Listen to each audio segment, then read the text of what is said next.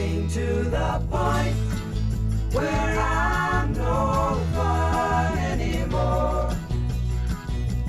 I am sorry. Sometimes it hurts so badly.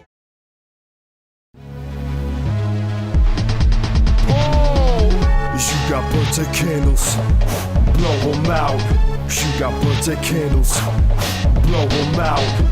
Everybody at the party start to gather round. Puffin', puffin', oh!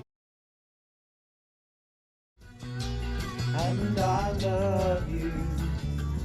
I am yours, you are mine. You are what you are. You make it. Hey honey, just wanted to tell you happy birthday. Thanks so much for sticking by me all these years through lots of crazy and fun times and lots of great times. And thank you also for giving me the 4 greatest gifts of all. And I hope we get to celebrate this a whole lot more and a whole lot more often in different ways than we're doing this year. But go 70. Love you. So looking back, it's not one specific memory that really sticks out in my mind about you, Dad. It's a collection of a million little moments that all add up. Dad, you and Mom have always worked so hard to give us the best life and every opportunity we could have ever dreamed of. And you never failed to tell us about the plethora of jobs you have had. And it's helped us realize that we can be anything we want to be, from an ice cream truck driver to a tree surgeon. The sky's really the limit, literally. But through it all, you've always kept the balance and found time to appreciate the little moments in life. I think back at the weekend nights spent in the basement, where you would always school us in pool and old vinyl, and how that taught us what real music was.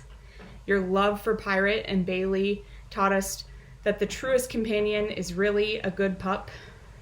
Weekends going up to the driving range, getting a bucket of balls, may not have ever truly refined my golfing skills, but it definitely helped instill a little bit of patience in me.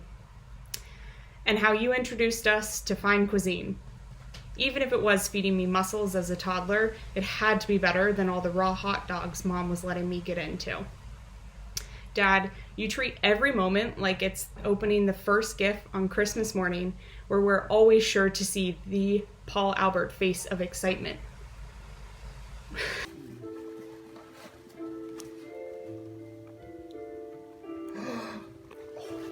God.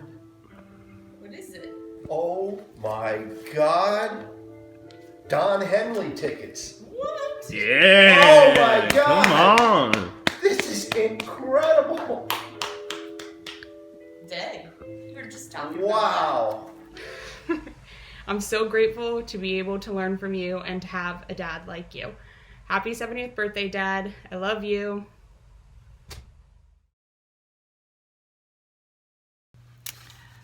I have the honor of having known Paul the longest of this crowd, except for Nan.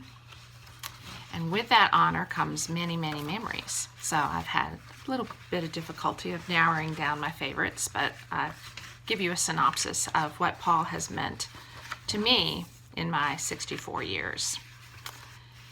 Paul was especially precious when he was born for several reasons. One, he was the first of the 4 children, which made him special, period. He was a boy, which Dad really wanted, which was also special. And Mom and Dad had lost their firstborn a few years before Paul was born. That was also a boy. So that made Paul even more dear and special to them. And I'm sure as the other siblings started to arrive about every 2 years, it was a girl, and then it was, oh crap, another girl. And then finally, Paul got a little brother in Jimmy. One of the most memorable times of Paul interacting in my life was when he came to Nashville for our wedding. And he was so thoughtful out of the goodness of his heart, to offer to stay up all night with Carol polishing silver. That was really shiny silver. He made the ultimate sacrifice and helped her with the bridesmaids' luncheon that she was throwing for me the next day. So obviously it made an impression on her too, because you can see where that ended up, because they're sitting here watching this video now together. One of my favorite memories that involved just Paul and I was when I would come home from Nashville from college, and our parents had moved to the country, and so none of my friends were local. And Paul also lived out there, but in his own place. And he and I would meet at some kind of divey bar, pub, not the same one, but just different ones in the country, rural little places like the Tewksbury Inn, for a burger and a beer and to play some pool and to catch up. And it was really special to just have that time with my big brother, because for most of the years I was growing up, I was the pain in the ass sister. And it wasn't until I got some maturity and some adulthood and some cute friends that he took more of an interest in me. So it was win-win for both of us, and I remember those times and really cherished all that big brother attention that I got then. Now, my favorite Paul story, oh my gosh, there's so many, but just to give you as kind of a bullet point list, the rotten cantaloupe on the boat. You'll have to ask him about it if you haven't heard it already, because that's one of the more famous ones. He used to take me for rides on the back of his motorcycle, and I was very much the cool high school girl that had the big brother with the motorcycle that we'd ride around the neighborhood. Of course, Mom and Dad were freaking out, but it was great. And then Paul always has unbridled enthusiasm for things that he is passionate about, and it's just the loud, boisterous gusto that he celebrates things that he really likes, and I embrace that with him. So, happy birthday, bro. I'm lucky to have you in my life as my older brother. I'm looking forward to you being freer in the future, post-retirement, to join us on beach trips and Cobra tours and all sorts of other fun adventures that we'll be able to do together. Love you so much. Have a wonderful, wonderful birthday celebration. Bye.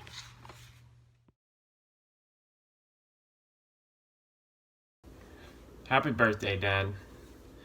70 years old. Such a milestone. I really just wanted to make you this video and just let you know that even though we couldn't all be there this year, that we love you and we miss you. And I wanted to say how much it's been a pleasure having you as my father.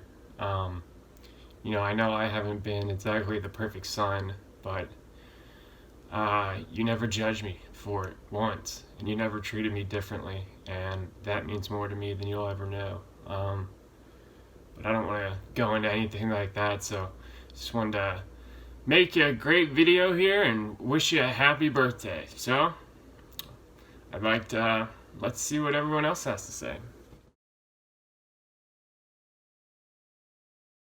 Dad, happy 70th birthday, man. It's so hard to boil down all the times that we've had together, whether it be at Road Atlanta or watching you light bonfires with gasoline and have Mom freak out, or me skateboarding in the driveway or in the garage and you almost having an aneurysm every time about me hitting the Audi or the RX. But when it really comes down to it, the thing that I love the most that we get to share together, and that you share to everyone in the family, is your love for music, man. It's been so fun every night lately, especially during the quarantine. We've had the opportunity to sit down, and I've been able to pick your brain on all the artists that you love and hear stories about, all the shows that you went to, And that's when I really feel that I see the passion come out of you is when I get you going on your music. It's always okay, I got one more for you. I got one more song. And that goes on for hours. And the thing that and I have no problem with that at all. And it's been so fun to share that with you, because I know everybody in our family has a genuine love for music. And I really feel like that's came from you. It's so natural. And but anyways, man, I love spending time with you. I love all the time that I've been able to spend with you lately. And hope you have an awesome birthday. Oh yeah. Here we go. I got the horses in the bag. Horse stock is attached. Daddy's made it black. Got the bushes black to match. So, Paul, happy 70th birthday. You're an amazing big brother. I've always admired what a good friend you are to your friends. And also, I just love the passion you have for life when you say, yes, we will. Let's go do it. Happy birthday. Happy birthday, Paul. This is pretty special. Your 70th birthday. I wish we could be there to celebrate it with you. I love all of our memories, but some of my favorite memories are when we were in the townhouse. You were in the townhouse with Carol, and Jim and I would come over and we would lay all the albums all over the floor, and we would listen to albums all night long and dance and sing, and we had the best time. I miss you. I wish we could be there to celebrate. Love you guys. Bye. Happy birthday, Uncle Paul. From Toro, Fisher, Eric, and myself, we love you. We wish we could be with you, and we look forward to the next wedding or Thanksgiving or beach week or whatever it may be. Golf outing. Barbecue. See you. Happy birthday, Uncle Paul, from Laura, Chris, and Rosie in St. Louis. We're wishing you a happy and healthy 70, and we're looking forward to the next time we can get together and celebrate.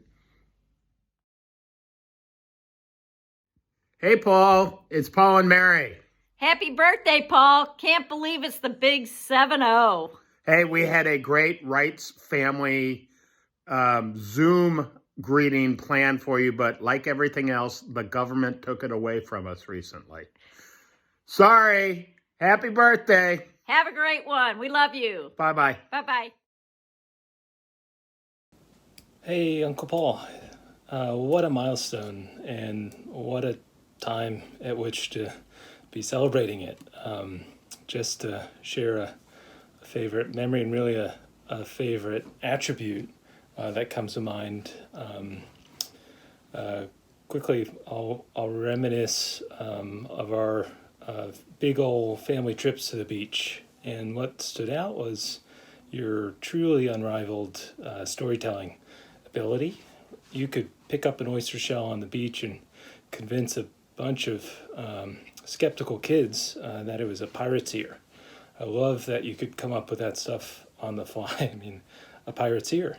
And better yet, you stuck at it when immediately we would protest and say, no way is that a pirate's ear. I know better. I'm an 8-year-old or whatever, however old we were. You could fight through that logic and somehow tell a compelling yarn that got us thinking, oh, maybe you know what, maybe it is. I just that brought an immediate smile to my face when I saw this ask to remember here on your birthday. So I hope that brings a smile to others there able to celebrate with you. And personally, I wish more of that skill rubbed off on me. But nonetheless, I know without a doubt, it means you've etched into the memories of a huge number of family and friends with a bunch of stories that will bring smiles to their faces, not just when you were telling it, but as they remember it. So, and no matter how outlandish the story itself was. So thank you for those awesome memories, and I can only imagine what fodder this whole pandemic gives you for storytelling from here on forward. So I look forward to those tall tales in the not too distant future. And in the meantime, wish you a very, very happy birthday. Happy birthday, Dad. I can't believe you're turning 70 years young today. That's freaking crazy. I hope you've been able to spend time with everybody and do all the things you love, at least all the ones that are open during this crazy quarantine. But yeah, Emily and I wish so bad we could be down there with you guys for all the celebration, but I promise we will soon as we can. Anyways, at this point in the video, I figured you had probably heard so many stories and such, so I decided to do something a little different. I wanted to write a little poem about the dad I know and all your favorite things. So I wrote this, and it's called Paul's Perfect Day. It goes like this. Paul's perfect day probably starts with a Wall Street journal on the couch, poached eggs and a coffee. He's checked off all the boxes on the checklist of chores 'cause the kids mowed the front and back lawn the day before. So you get a glass bottle Coke and a haircut at Stu's, stop by the motorcycle shop, then Sonny's barbecue.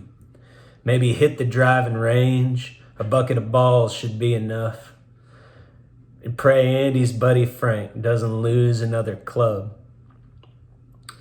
Maybe we pack the tent or take Chaz's dad's camper, spend the weekend at the Mitty down at Road Atlanta. If we kick it back home, we'll watch Jeopardy, then Fox News, or take it to the basement and listen to Cream and the Moody Blues. We'll get the grill fired up for when that dinner bell rings. I hope it's Mom's mac and cheese and Dad's famous wings. Finally, a little white wine on the rocks, a Woodbridge Chardonnay. Yeah, that'd be the perfect ending to Paul's perfect day. I hope your day's been perfect today, Dad. And I just want to say I love you so much and can't wait to see you soon. And we'll celebrate this thing in person. But cheers, and I love you. A story I remember was when Paul met Carol on a ski adventure to Aspen that Sue and I had arranged. Paul was bringing a girlfriend, Carol was bringing a boyfriend. Those relationships ended before the trip, so Paul and Carol showed up solo. We went skiing multiple times with them, but a pattern was set on that trip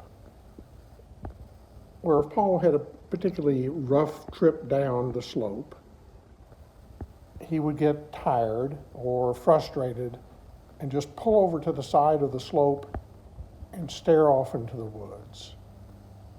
It was a classic. I don't know what he was thinking, but I'm sure that if he said it out loud, people would be surprised.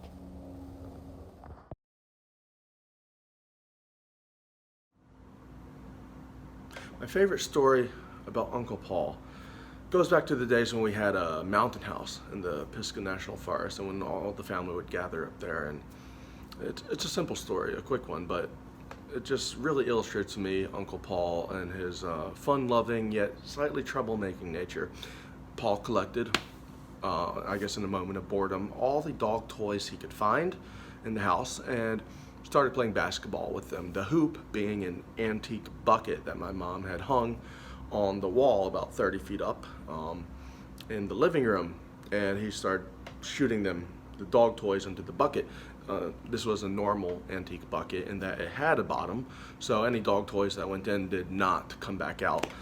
Dogs did not particularly enjoy this. Their toys rapidly disappeared, but the rest of us had a blast, except maybe the moms when they found out. But to me, this is one of my favorite memories of Uncle Paul.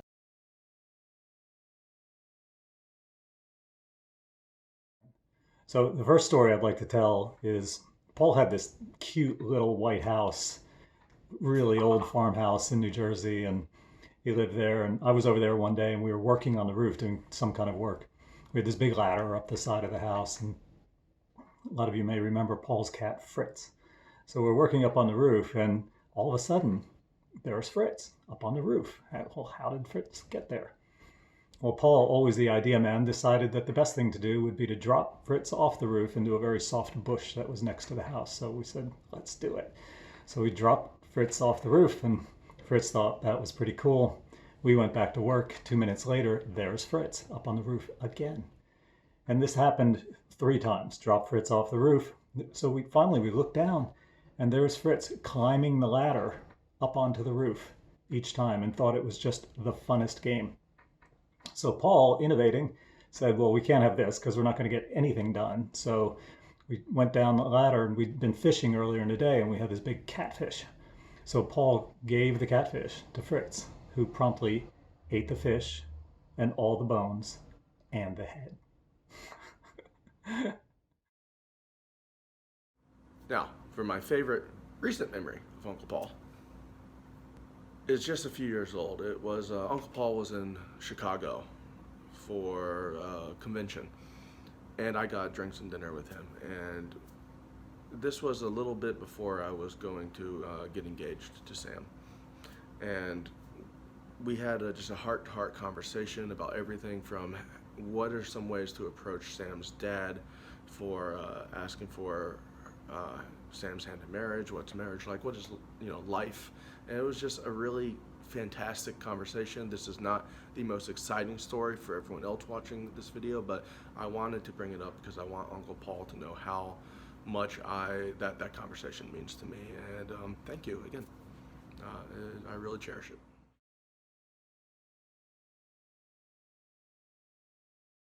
I'm not great at impressions, but I'm going to put a twist on it. I'm going to right now try and break the family record of dog toys thrown into an antique bucket by recreating the story I told earlier. So I've gathered 7 of Chewy's, or Chihuahua's, dog toys. I've also gathered an antique bucket, and I believe doing some impression math here, let's just say that Paul made maybe 6 dog toys in that bucket. We got 2 dogs in the family at that time, probably there, so that's a good amount. I've got 7 of his dog toys. So let's see what happens. All right, making history. This is a seahorse. This is a spider bug. This is elephant, pink elephant. All right, got 1. This is fox. 2. This is long fox, not aerodynamic. Bun bun. And all right, going for not a win. Humpy puppy. All right, we're gonna count that because Humpy puppy is much larger than the rest of them. So Paul will remain the champion of dog toys thrown into antique buckets. Happy birthday, Paul. Love you. Hope you have a great one, and hope to see you soon.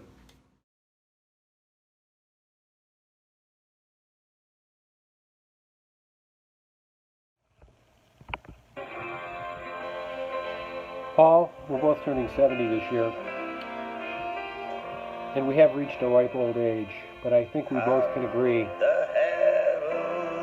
that we both look and sound a lot better than this guy. Happy birthday, Paul.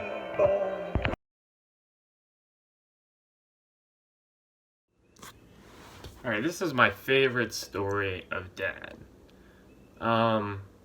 It's definitely the one that sticks out the most in my mind when I think about things that I've done with my father. But it was one camping trip when Andy and myself and Dad went up to a lake somewhere up in the Georgia mountains, or maybe it was just Lake Lanier, I don't know. But so we went camping at this lake, and we set up the tent and everything.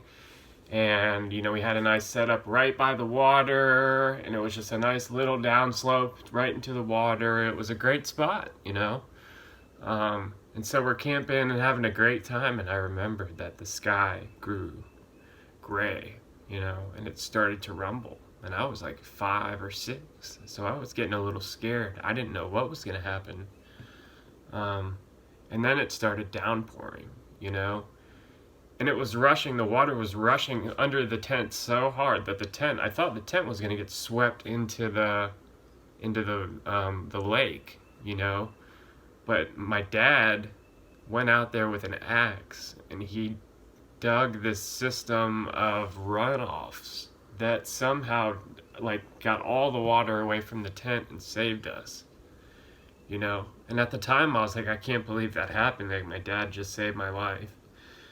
And of course, you know, probably nothing would have happened with the getting swept into a lake by some rain, but it was still a story that just sticks out, and it's just a really fond memory for me. So I thought that was one I'd really like to share with you.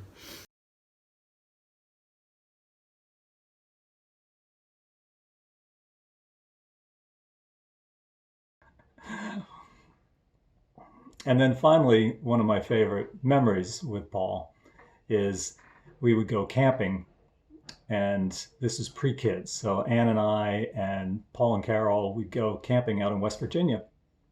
So we take our cars up there. Carol, I think, has a Volvo wagon, and I've got my old 74 Pontiac Le Mans, and we drive and we meet at this campsite. It's a beautiful campsite. Set up our tents, and we're right by a babbling brook. And so we find a field of mint and think, well, this would be a perfect accompaniment to go with the bottle of Jack Daniels that we brought with us. So, of course, we mix up mint juleps, and a few mint juleps later, Paul, the idea man, says, let's have a hatchet throwing contest.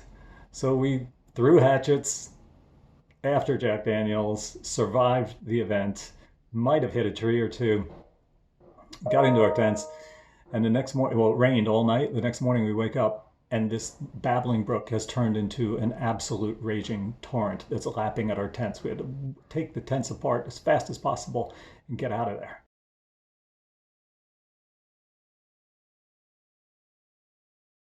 Road Atlanta 2009. Uncle Paul and a bunch of us decided to get an RV, go up and watch the races, except Uncle Paul and I decided to be the ones roughing it, and we're going to sleep in a tent outside.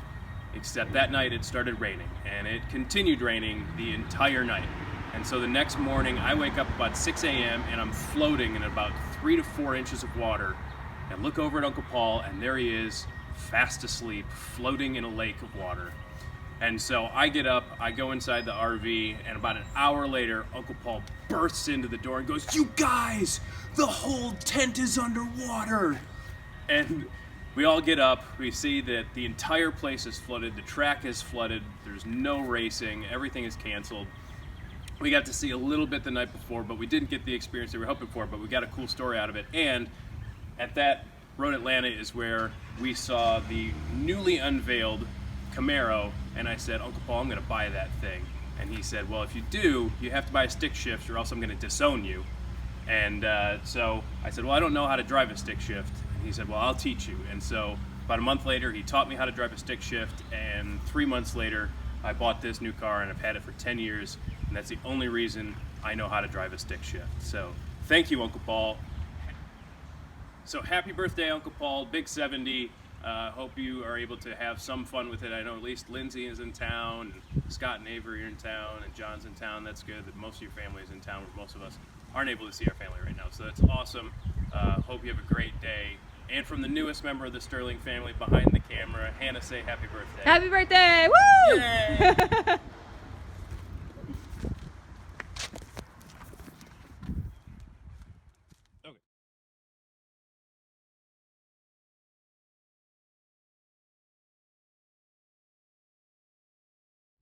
Hey fam, thanks for giving me a reason to put on mascara today. I appreciate it.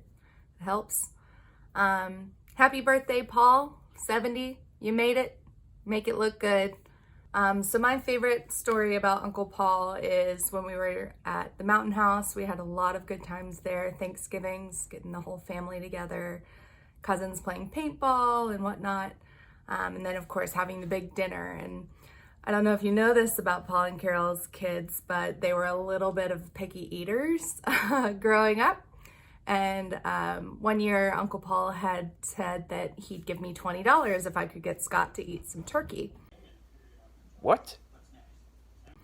And back in the day, none of us were of age to partake in the adult beverages.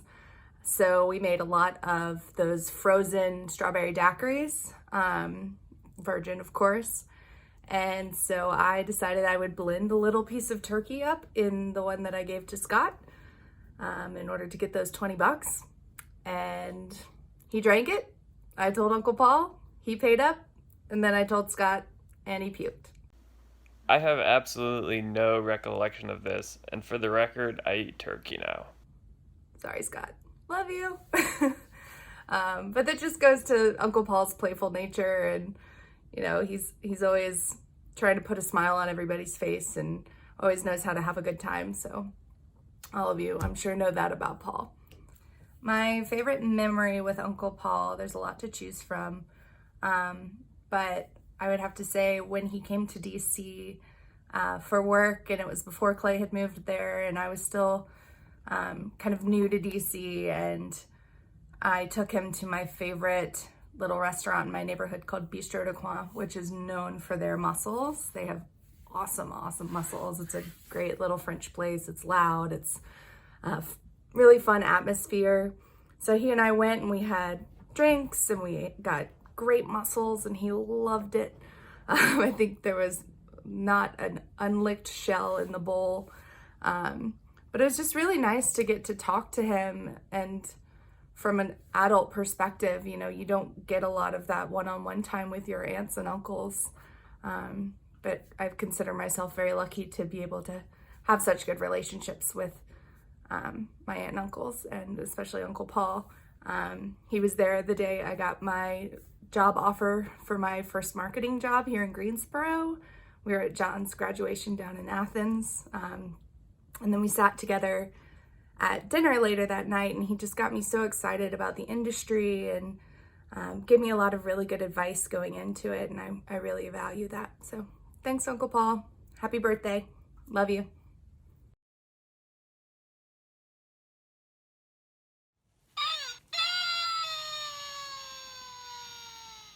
Mr. Bill, Paul's turning 70 today. Paul, what makes me smile about you is how animated you get when you tell stories and when you talk about things you're passionate about. I hope you have a great birthday, and I'm glad that a lot of your family could be there with you. Have a good one.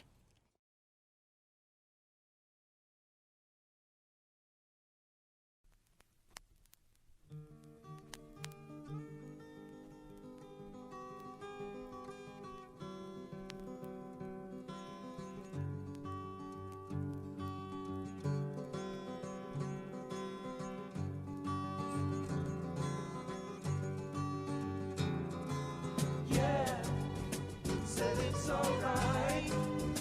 I won't forget all the times I've waited patiently for you. And you'll do just what you choose to do. And I will be alone again tonight, my dear.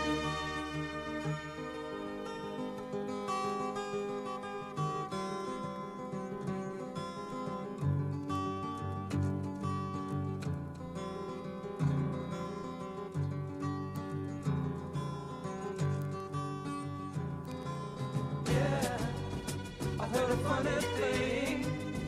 Somebody said to me, you know that I could be in love with almost everyone. I think that people are the greatest fun. And I will be alone again tonight, my dear.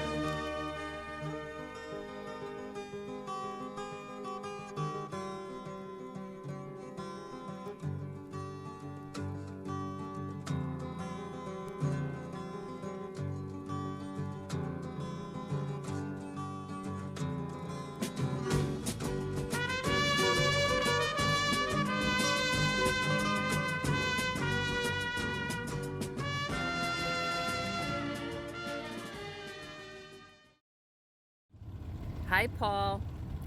Since you weren't able to come down this year to visit us, we thought we'd do a virtual tour of the Dora Canal for your birthday. Happy birthday from Tom and I. Happy birthday. Here we go. Enjoy the ride. We just saw a big splash down the canal. We think it might be an alligator. There's been one out recently. I don't know if you can see that ripple in the water, but maybe we'll see something. It looks like it's moving right now. There he goes.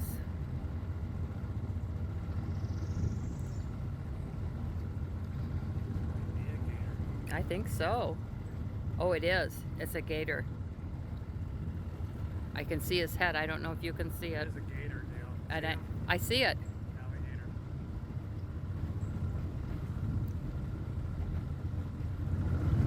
Hope you can. He's gone.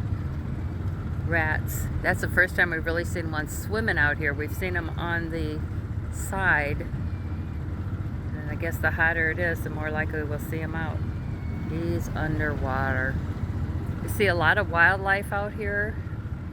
Maybe when we get to a different part of the canal you'll see more, but we see a lot of birds. We've seen osprey and herons and egrets and ibises. Anyway, here's a part of our little canal. Hey everybody. I just wanted to let you know that I've received everyone's videos and pictures, and I just wanted to thank you so much for how much you've helped me complete this project and how special that it's going to really turn out, or I guess that you've seen now that it's turned out. So I really just wanted to tell you how much I appreciated every single person's help. I also wanted to let you know that this has honestly been one of the joys of my life doing this. I feel like I've learned more about you, Dad, in the last couple of days than I have in my entire life. And I never thought that I would get an opportunity to do something like this and really benefit from it so much. So, just wanted to drop this last message as kind of close out the video. Thank you everybody again for submitting, and Dad, I hope that you've had an excellent 70th birthday.